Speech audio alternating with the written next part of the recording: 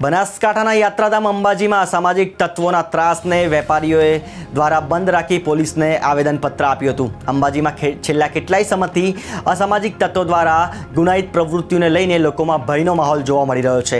તાજેતરમાં જ એક મેડિકલ સ્ટોર ઉપર અસામાજિક તત્વો દ્વારા હુમલો કરવામાં આવ્યો હતો, જેને લઈને વેપારીઓ દ્વારા અંબાજી બંધ રાખવામાં આવ્યું હતું। વેપારીઓએ સ્વયંભૂ બંધ રાખી પોલીસને આવેદનપત્ર આપતા પોલીસે આ મામલે કડક કાર્યવાહી કરવાની ખાતરી આપી હતી।